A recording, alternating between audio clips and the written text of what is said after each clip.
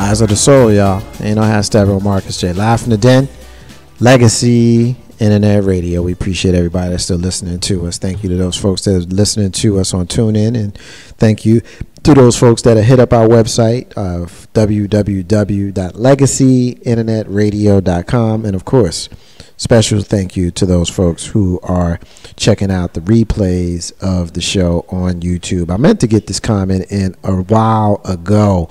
Our sister Michelle K is listening to us. Michelle K, my apologies. I meant to get your comment in a little while ago. Michelle K says that she has no problem with the LGBT community getting married. That's on them. She has her own issues to deal with, and it's not her place to judge. 100% agree with you. My apologies for taking so long to get your comment in, Michelle. And Michelle, Melanie is still listening to us, and Melanie is enjoying the show with us. She says that we got her in here cracking up. So hopefully we can disperse some information as well as entertain y'all, because socially conscious talk that's entertaining with a dash of humor is the tagline that we put. Yeah, you can be the dash. Yeah, you can be the dash. Ain't no half stepping with Marcus J. All right, continuing the discussion that we were having on the other side when we were talking about white supremacy being a huge part of domestic terrorism, and hopefully there's no one who is listening and hearing that phrase and feeling some kind of way about it. If you are, then by all means call up and let's talk about it. 804-402-2893, and we can talk about it. There are many in our country and our brothers and sisters that are white who don't believe in white supremacy, and they don't believe in white privilege. I would direct you to many of the folks who I mentioned earlier, who were doing the domestic terroristic things against folks who were non-white. That's terrorism, and that's domestic terrorism. I don't know how else you explain that. But then you look at this article that I'm getting from rawstory.com, where it says, who is burning black churches? Arsonists hit at least 3 southern congregations in the last 7 days. At least 5 of the black churches burned overnight. There were at least 5 that they said were burned overnight, and at least 3 of them were definitely deemed to be arson. Someone on Monday set fire to College Hill Seventh-day Adventist Church in Tennessee. Of course, we know about the shootings that had happened in the South Carolina church. On Tuesday, God's Power Church of Christ in Georgia was intentionally set on fire. On Wednesday, Briar Creek Baptist Church in North Carolina was burned in the middle of the night. On Friday, Glover Grove Missionary Baptist Church in South Carolina was destroyed. Another blaze on Friday in Florida at the Black Church Greater Miracle Apostolic Holiness Church was burned as well. Of course, burning black churches has historical significance that harkens back to the civil rights era. Quote, from slavery and the days of Jim Crow through the civil rights movement and beyond, white supremacists have targeted black churches because of its importance as a pillar of the black community, the center for leadership and institutional building, education, social and political development, and organizing to fight oppression. This is what David Love has written.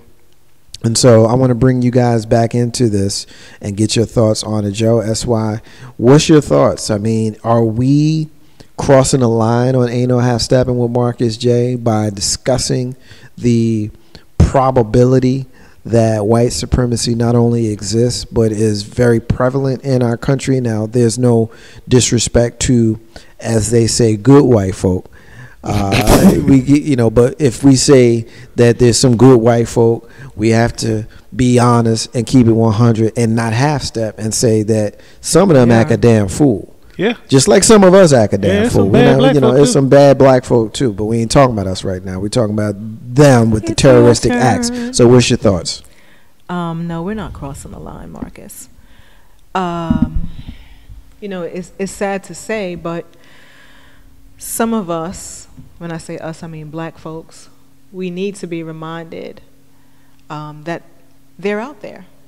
We need to be reminded that our church is a place like you were reading where we go to, some of us go to church to just relieve stress, to pray, to learn. When we lose if we lose that house, and that's where we just kind of calm down, we become one, and that's where we get our hope. And if you take it away from us, then we wonder, where do we go? What do we have left? So we need to be reminded that they're out there and that they're trying to take it down from you, take it away from us. We're not crossing the line. I mean, there's a lot that needs to be put out there. Some of it's real touchy. Some of it may get on some people's nerves. You know, when I say some people, white people, some of it may get on your nerves. Not really concerned so much about how you're feeling about it, whether or not it gets on your nerves. Again, you know, like you say, that's a you problem. But this is everyday life. This is shit that happens to us. So yeah, we need to be reminded that you are there. Some of us get a little complacent in paying attention to the things that are happening in the world around us. Unfortunately for me, I was just shocked to hear about the church being burned last week. I was out of commission, so I didn't even see a TV. But yeah, I'm like, holy shit. It's got to stop. So yeah, no, we're not crossing any lines. We're definitely not crossing any lines. If your feelings get hurt, then we're probably talking about you. So no, All right, I'm the pendulum swings both ways on this one for me, because just like we made the point that there are some bad white folk, there's some bad black folk, we don't really know what's behind, and we can't on 100% sit there and say that that this isn't more of a conspiracy. Just like I feel that the whole shooting in South Carolina and Charlotte was a conspiracy to begin with. I mean, if you go back to some of the things that happened, if you go back to some of the timelines that followed up to Dylan, whatever his name is, actually killing those folks in Charleston, there was a lot of things that just don't add up. And, you know, all of a sudden, so what you're going to tell me is now that folks are going to come out the closet now to burn churches when everybody's on high awareness of what's going on around in the black churches now? They're not going to just fly out of the closet, but I mean, yeah, but I mean, there. some of the churches that we've named, I know that church in Charlotte. You don't just go down. You don't, no. You know, I said this, I made this point last week. I said, for me, in some of the realm in the church that I grew up in, I would have been suspect on a white cat coming just sitting down in my house. You know what I'm saying? I think that and you know me, I'm a conspiracy. I think in the realm of conspiracy, because I've seen some things that just don't always add up for us. So is it more of a plot to still throw us off of what really needs to be thought about, or is somebody trying to bring us together, to congeal black folk, to make us finally kickstart and say, hey, we need to do something? Well, shit, what does it take for you to realize that you need to get it together? Well, hell, it's been taking us how long, and we still ain't figured that out yet? Oh, Christ, come on, my neck hurts. You know, I'm sorry. That's how I feel about it. I'm like, you know, you made that very point. What is it going to take? What does it take? I made this point earlier. You might not have been listening when we talked about the young lady who climbed up the flagpole in South Carolina. You know, when she went and took the flag. Yeah, you been a sleep injury. Oh, the one who took the Confederate flag down? Yes. I heard about it. They had a white person push her over the fence, but she was the person to actually climb up the flagpole. Where was the brothers at? Why weren't we the first ones over that fence to that flagpole? Probably because we would have got shot, but you had to make a stand somehow. If you don't stand for something, you fall for anything. And I don't want to get us convoluted in saying that, you know what, anything has its potential. But that's all I'm saying. I you know, when I think about this conversation that we're having, and we're talking about, you know, white supremacy, and we're talking about domestic terrorism and things of that sort, you know, when I think about Dylan Roth, and I think about the fact that he's got the manifesto, and he's got himself posing with guns and Confederate flags, which we talked about. And he said the nasty, vile things about how he wanted to kill black people. You know, that's a prime example, you know, for why black people and people like us have a problem with the Confederate flag, because it's people like him who use that flag as a symbol of their hatred for us. And so when you tell us that it's about your heritage and all of that, I call bullshit on it. That's how you feel, fine, but how you feel is bullshit to me. Straight up. I'm not pulling no punches. I'm not half-stepping on that. And if we're talking about Dylan Roth, and we're talking about his murder of those 9 people, including State Senator Clementa Pinckney, there may be, when we talk about conspiracy theory, you know, we might not be talking about a isolated incident here. We might be talking about a straight up assassination here. Exactly. Because he didn't live in the area where he shot up. He did not live in that area. And so if you don't live in that area, you don't randomly select that church.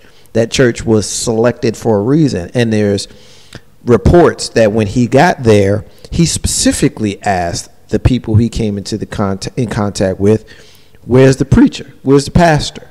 He was looking for Pastor Pinckney. You know what I'm saying? Now, we also know that Pastor Pinckney is a prominent civil rights leader in the area. He has led marches. He's been prominent with, you know, discussions on what was going on with Walter Scott, and he's a state senator, and, you know, there's a lot of reasons why he may have been a target. And so let's keep that in mind. You know, I'm just putting it out there, especially when we're talking about domestic terrorism and we're talking about white supremacy. We cannot let that piece go away without there being a comment on it. This dude ain't live in the area, Joe. And this wasn't. You made my point. That was the point that I was trying to make. I might not have articulated as good as you, Marcus J, but yeah, that was primarily the point that I was trying to make. You think about it. If you hate all black folk, why are you going to let anyone live? Anyone.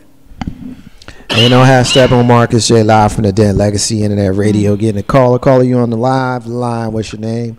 What you want to get in on with us tonight? Hey, this Chantel. Chantel, what's up, sis? Chantel. How you doing? Hey, how you doing? We doing good. You hear us talking. What you want to get in on? So as far as the Dylan Ross case, he had a black friend. He hung out with this guy a lot. My question, I'm trying to understand, is what changed for him? Because his friend stated that he was never like that. They hung out a lot. They talked. What changed for him?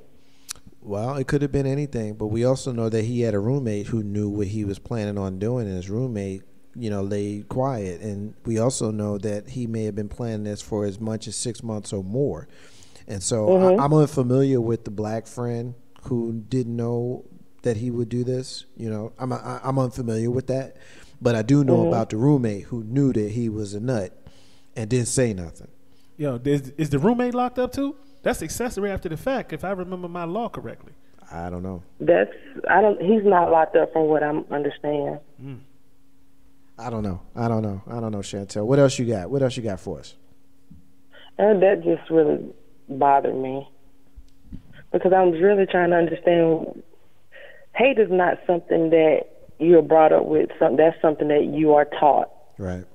And what changed for him? What made him feel like it was okay to go in and search out this pastor, or go into this church, or sit in there for an hour for Bible study? That's a very good question. I mean, the way I look at it, like you said, hate is taught. It's not something that you stumble upon.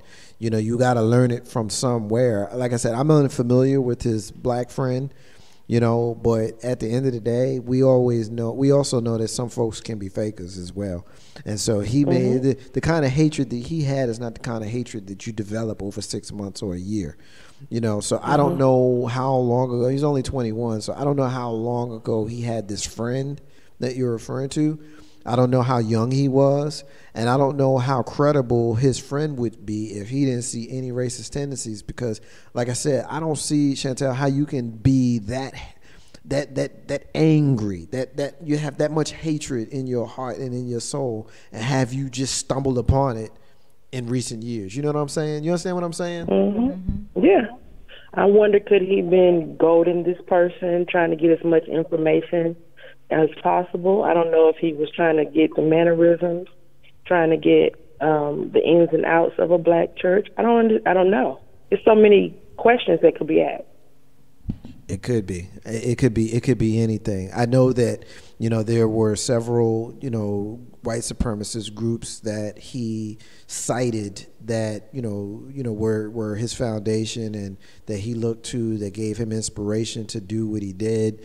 I know more about those things, and that might say more about the media being present and, driving the narrative. You might be onto something if he maybe did have, some piece of his youth that wasn't so hate riddled, then that he wouldn't do something like this. But ultimately he did, and unfortunately there are 9 souls that are missing from this planet because of him. Anything else you want to get on before we let you go? No, that was it. Thank you for calling, and we appreciate you listening, sister. No doubt. Chantel. Be good. We'll talk to you soon. All right? All right, we'll talk to you soon. Ain't No Hat Steppin with Marcus J. live from the Den, Legacy Internet Radio. Now, I want to go in another direction because I had been teasing it all throughout the show. That's why I want you up on this one first. I had a question in social media that I put out a couple of days ago, and I really didn't expect it to blow up like this. And I had a reason why I asked it, and I'll share the reason why I asked it at some point throughout our discussion here, depending on how it goes. But the question that I wrote, it says, debate question: does changing your mind or position make you a hypocrite, whether it's personally, publicly, or politically? Now, Joe, remember the conversation we were having earlier when I said, hold that thought, we're going to bring it back later. You were talking about the gays and that sort of thing. So the question is, does changing your mind or position make you a hypocrite, whether it's personally, publicly, or politically? Now, I got a whole lot of people in social media that wanted to get in on this one, and I'll read some of their comments, not all. But when you hear that question, debate question, what's your thoughts? I would say no. Because what if I'm being educated? What if maybe I don't have all the facts before I had my opinion? What if I didn't have all the facts and someone educated me? It can be enough to change my mind. So I wouldn't say it makes me a hypocrite. I wouldn't say it would make you a hypocrite no matter what. Joe? Why are you looking at me cross? Because that sounds hypocritical. My. I do believe I go back to the same question I asked earlier. How do you become an ex-gay person? How you become an ex-gay person? If that's it all has to go back to, is that something that was born in you or something that you just popped up and thought that you were? Which takes me back to what I said earlier. It's not a culture. It's not a group of people who have lived through anything that really needs to be taken to the Supreme Court. I think that you're hypocritical if you can truly learn something, then I think it's a whole lot different. But most people, you know what, it says clearly, a leopard doesn't change the spots. If you had it, you got it. People can fake the funk and say that, well, I'm not a racist anymore. Okay, but saying that, you were a liar then and you're a liar now. Nah, I'm sorry. You don't believe people change? Right. No. I got a lot of hits in social media here, so allow me to read some of this stuff. Jimmy says, no, changing your mind is not hypocrisy. It's a sign that a person has become educated and has the maturity to express the change in their opinion. Mary Jo says she thinks if you're open-minded enough to listen to another perspective and see things from a different point of view, it makes you mature. Matt says as he's grown mentally and emotionally, there are things that he sees differently. Only Only people who do not change their stance on anything, those are afraid, stubborn, and ignorant to the value of ideas, knowledge, and opinions. April says it makes you an informed adult. Renee says that she agrees with what everyone says. Dating Pool Diva says that you have the right to change your mind. For the most part, everybody's agreeing that you got the right to change your mind. Here's where I come in and throw a little bit of a monkey wrench in. Here's why I asked the question. Because the Supreme Court's decision to legalize same-sex marriage, many are trotting out quotes of politicians and others who were opposed to it in the past but support it now. Also, some politicians have even changed party from blood to cuz, red to blue, blood or crip, and vice versa. Without getting into the hatred of these politicians or specifics, do you guys still feel, or do you, SY, still feel that it's okay to change your mind and not be labeled a hypocrite? I'm going to still keep my opinion.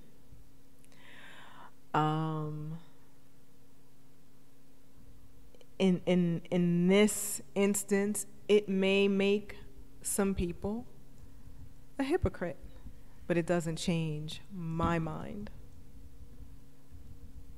Joe, hearing the way I set it up, is there anything different for you?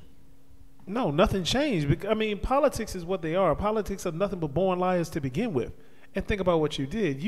A leopard doesn't change its spots. You are the same person, inevitably, that you were, and you might change your opinion on certain things, but I guarantee you, if you back that same person up into a corner, and you don't get them around the folks that they want to sound good around or good to, it'll come right back out and bite you in the ass. Yep. I think that any person has the right to change your mind. I agree a lot of the sentiments of the folks who were jumping in there. When I added the politician aspect, it's when it got a little bit funky, because people are naturally jaded towards politicians, which is understandable because of the, shall we say, liberal use of opinions that may change depending on the temperature of the day. And so, I think that it's okay.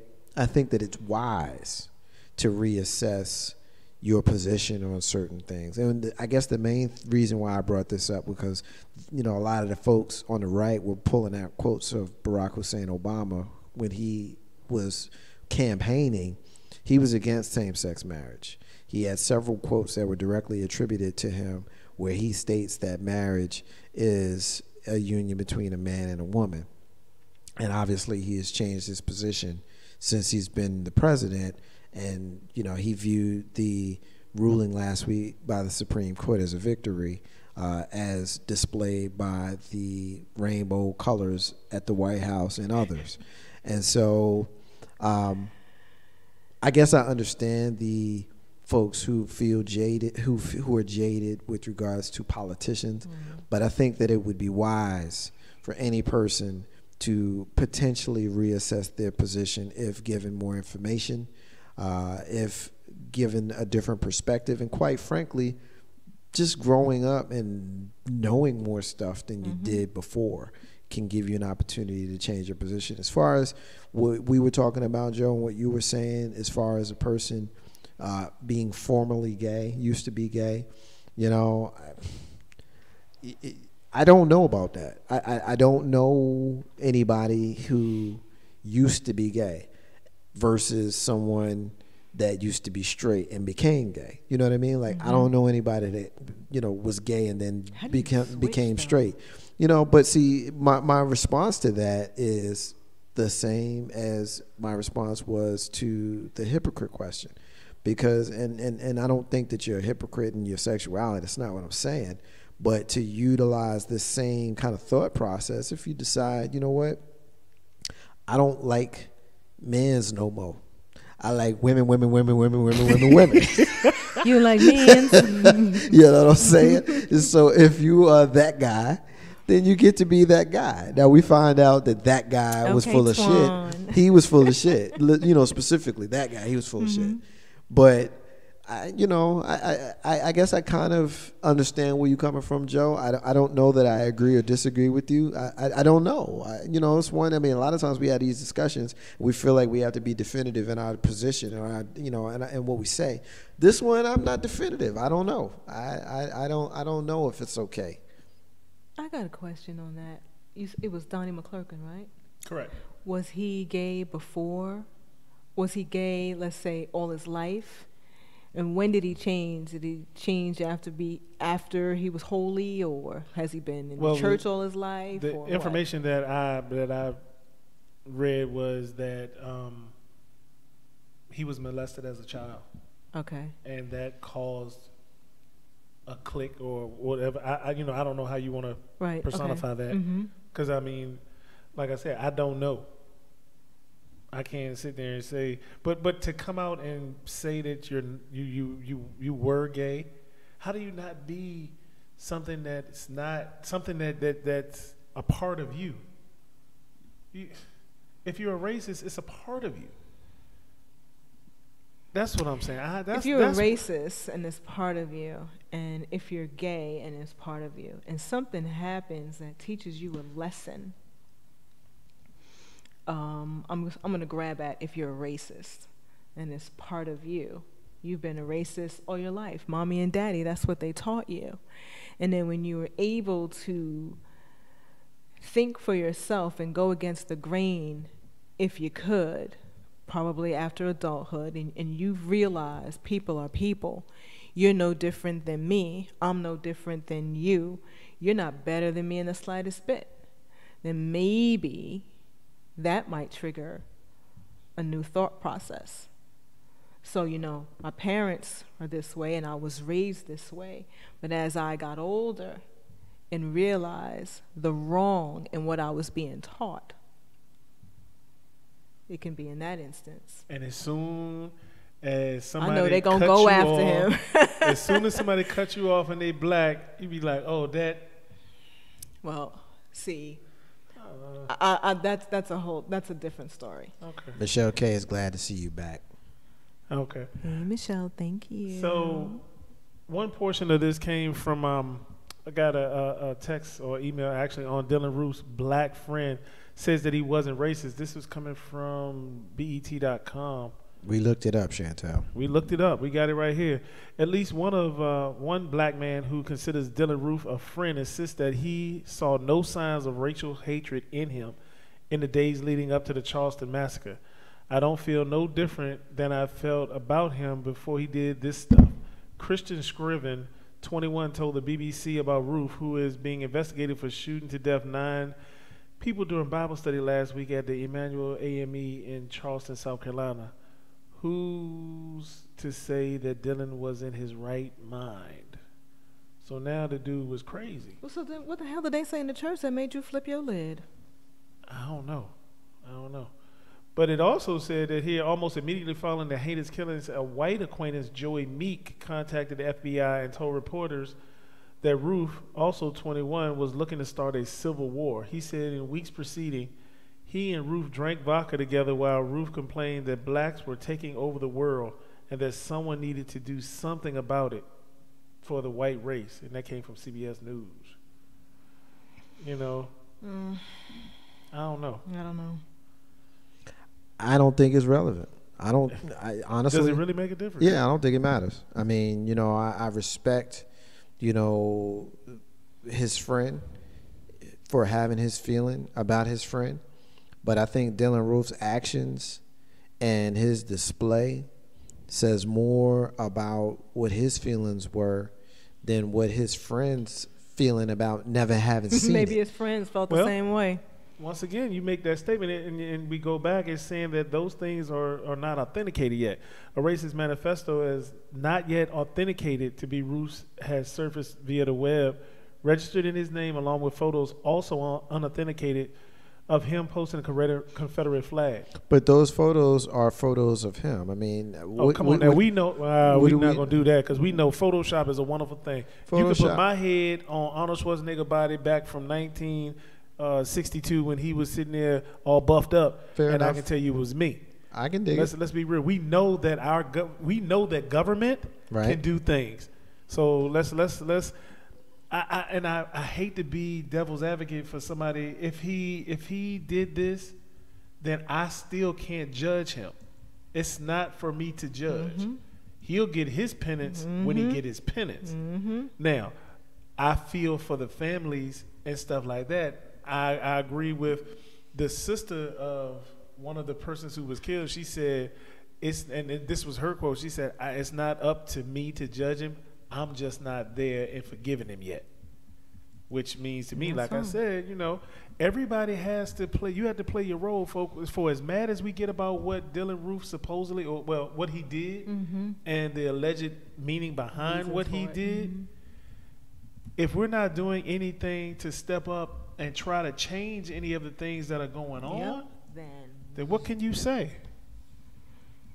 I mean, I'll probably get some flack for that one, but it is. You can't say anything. You're saying that right. Yeah, I mean, you're saying that right. Yeah, if that's how you feel, then that's how you feel. I would tend to agree. How Steppin with Marcus J live from the den of Legacy Internet Radio. We're gonna take our final break of the night, y'all. When we come back, we're gonna close it out with our rants and our closings. Big Bro Joe, co-host SY. Be back in a minute. That's me.